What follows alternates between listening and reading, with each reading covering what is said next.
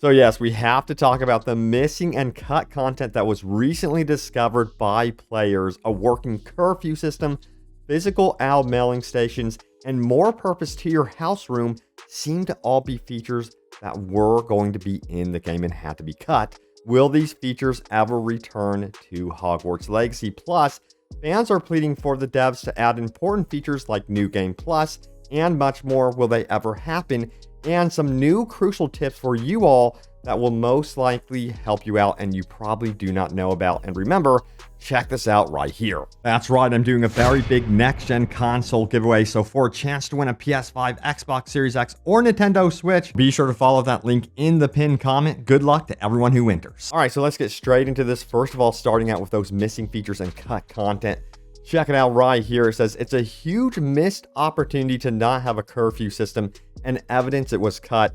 Both the restricted section mission and the first Aloha mission are fantastic. Couldn't agree more, by the way. And it goes on to say, and it's a big change of pace inside the castle. Now, in the first mission with the caretaker, your character says, "What about curfew?" And even the caretaker is like, if you're looking for them at night, use the disillusionment charm so you don't get us in trouble. It seems as if it was a system at the point this line was recorded but was removed. I wonder what the reason was. Seems like it was already built since it works in missions, would make exploring the castle at night a completely different thrilling experience. Hoping it can come back in a future update. Yeah, that's a good point. Man, it would be so cool to see something like this in the future for sure. Perhaps it would end up in a bigger DLC or expansion that they could build on the stealth system even more. But man, it would be really neat when nighttime approaches if you knew that you couldn't really get caught by the headmaster of the school or teachers and that people were actually watching what you were doing as a student. That would make sense to the gameplay, but some of you also had comments about this. And yeah, there were even more missing features discovered by players. Check it out right here. They likely had a day and night cycle revolving around ending in your dorm and scrapped it because it adds nothing but immersion with too many cons. Why else would they make such a huge emphasis on these things and spend so much time and details on them if not to have been used? When the season changes, you also end up back in your room. There's also owl stations around the castle. I think they wanted us to get our mail physically, but decided against it much later. You could tell there's quite a bit of systems they abandoned half-baked.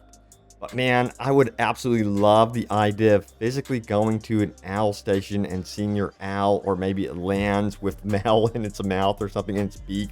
That would be so cool to actually visually see that type of immersion. I love, and I know Red Dead Redemption 2 is one of those games that actually nailed it with that sort of thing. Let me know if that's something you guys would like to see like updated into the game. I don't know, maybe modders could do it on PC. Now, furthermore, it says, I would not have disliked to get our mail physically. It adds a bit of immersion, at a simple cost. I would have loved it. Furthermore, we have this one right here. It says, there is one by the Great Hall and one in our dorm by our bed. There are precious few reasons to go back to your dorm room since you don't ever have to sleep, when it seems like the room that could have grounded the castle as home. Every other similar open world game I played gives you this home somewhere. GTA gives you a safe house till you can buy your own. Red Dead Redemption has camp, and you have your own tent. Yes, you start out as a nomad in Skyrim, but getting a house and soon is very nice quality of life addition, so you can have storage chests, etc. The fact that the dorm feels almost like an afterthought and just another location in the castle is so jarring to me. Not at all my home at Hogwarts, and the common room and other people at my house don't feel anything like my family because nobody even greets or acknowledges my presence. Heck, even the followers like Sebastian find him in the area of the castle, won't even say, oh, hello, or look in your general direction. It's as if you don't exist. Very jarring. Let me know if you agree on some of that. Now, I will say this. I feel like the dev team have gone above and beyond my personal expectations with this game. I mean, we have the room of requirements and so much other cool things in place of, I know that we wish that we had a really cool, like, interactive dorm room, but there are things that make up for, at least in my opinion. But maybe, just maybe, through DLC expansions, free updates, that sort of thing, they could perhaps expand on the actual dorm room and add reasons to actually go back and visit it. That would be really, really cool. Now, we have this one. The Room of Requirement feels like the home for me. I always flew back there first when I'm returning back to the castle. Totally agree. But I know a lot of you would prefer to be really invested in your house, to experience that lifestyle of being a student, because that's not exactly how it should be, going back to, like, say, your room requirements, or even taking care of your beasts and that sort of thing. It should be centered around your house first and foremost, your dorm. Now, also, we have this one here. It was probably just really annoying outside of specific quests, and they would have had to implement a detriment to getting caught besides a game over. So yeah, he's talking about venturing out at nighttime and having that curfew, and what there would have to be in place, essentially a consequence to getting caught, which I think, again, would still be really, really cool. Maybe it ended up being far too complicated for the dev team to implement it. Also, we got to talk about the most requested features from the community. Check it out right here. It says this game needs a photo mode. 1,100 upvotes. It's unbelievable looking game. I can't believe there is no photo mode. Hoping they add this in a patch soon. It's a must. It needs to make it in the game. Photo mode is just so popular in every game. I don't get why it's not in this one. It's just a strikingly beautiful game. And yes, we have New Game Plus needs to be added. I know this isn't probably a big deal for most of you, as the game is still very new, but I'd love to see a New Game Plus option where we get to keep all of our spells and unlocks. It just adds more replayability to the game, more life, more flavor, I guess you would say. So yes, I hope that they do consider this, and I wouldn't be surprised if it did end up in the game eventually. Now, we got to talk about Lumos. This should be a non-slotted spell like Revelio. That would allow it to be used far more often and easily and stop breaking my immersion. I couldn't agree more. It's kind of a pain getting to Lumos right now, and I just would love to be able to go into a cave and just press one button, you know, and light up the area and have the wizard's flashlight activated, I guess you would say. Now, this would be amazing. This would be also great for the end game. It says the devs need to give us a season switcher. And I personally think this is one feature they could really, really dive into through DLC, where they add certain creatures for season, a real reason to stay in winter, make it more difficult, that sort of thing. That would be amazing if they could do something like that. Now, let's get into some invaluable tips that you most likely do not know about, that you've probably missed out on. So check this out right here. It says, tip: when casting Revelio, a ping sound means a field guide page is nearby. Additionally, the longer it takes to hear a ping, the further away the field guide is. And he says use this to navigate towards missing pages. And also, lastly, if you don't hear a ping, there's no field guide nearby. Happy hunting. So yeah, listen for that ping if you've ever wondered, what is that ping sound? It is definitely a sign that there is something near, and it's going to be that field guide. So hopefully that helps you out. And it goes on to say this right here. Tip: no need to slot Wingardium Leviosa.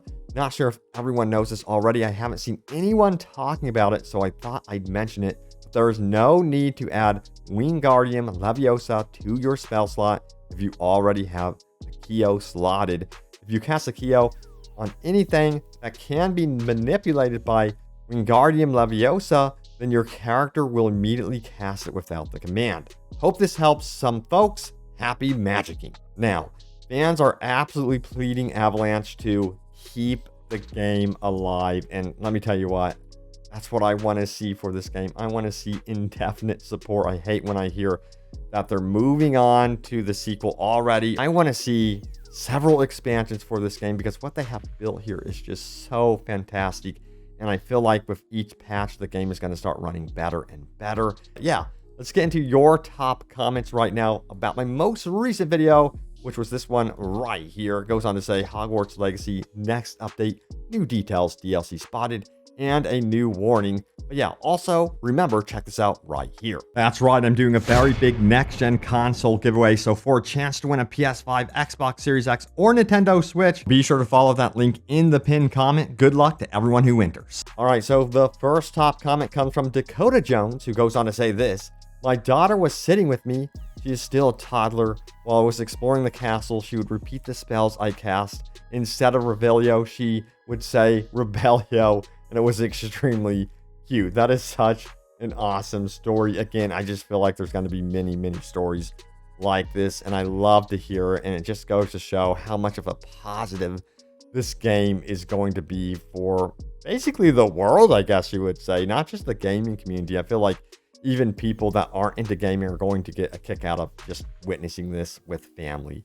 Now, we have this one from Low Key Gamer, who says, I can't believe they nailed this so well. The Harry Potter universe has so much going on. I didn't think they would be able to accomplish something like this. Had mid expectations of a good game, but got surprised by a great content-packed game with a real feel for the wizarding world. I'm still shocked, and I'm only about 15 to 20 hours in. They keep surprising me with things hidden in the game. 3 to 5 games in one. That's how I'm feeling about it. The more and more I go into this game, I'm like, I was absolutely blown away by the house of requirements, by the way. My jaw was dropped. I'm like, this game is just like a freaking miracle. It is beautiful. And again, it brings me back to when I first discovered like Skyrim, Fable. It's that big of a game for me personally. Now, Vanished Hero says an Aurora update where you could explore the ministry and have to face a new threat would go insane. Yeah, there's so much potential of things they could do, and honestly, they've teased, in my opinion, some things of what they might do in the future, like perhaps going to London would be really, really cool. They've mentioned it, but that's sequel stuff. I think that would be sequel stuff. So I have a theory, everyone, that if they do a sequel to Hogwarts, we would be seeing like a big city like London, or maybe. That's just me speculating. All right, Archer says this. It's thanks to all the Goblin loyalists trying to boycott this game and failing miserably. In the end, the villains always lose. Yep, absolutely. And yeah, they did not win whatsoever. I mean, the game is just selling so well. The concurrent player count hit an all-time high for any single player game ever made. It's just, yeah, they've done so many huge milestones. We'll see what game can actually top Hogwarts Legacy. That's going to be the new metric to go by. What game will be able to top Hogwarts Legacy now? Now we have S and Seeing, who says, this game is a masterpiece in itself. The only thing I don't like is the fact that enemies in the world stop giving you XP once the challenges are complete. Continuous XP just adds playability, I think. Yep, that is also true.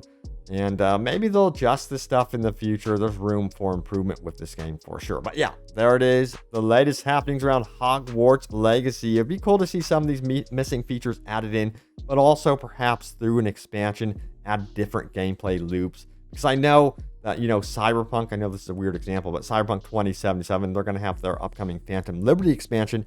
And apparently they're going to be doing some sort of interesting new stealthy type gameplay, it seems. So they're going to be messing around with the actual gameplay, and maybe this dev team, Avalanche Studios, might be like, what could we do that's new, exciting, and different for an expansion or a DLC? So yeah, maybe that's their thinking. But thank you all so much for watching. Stay tuned for more Hogwarts Legacy news and updates and open world gaming goodness, and I will see you all next time. Take care.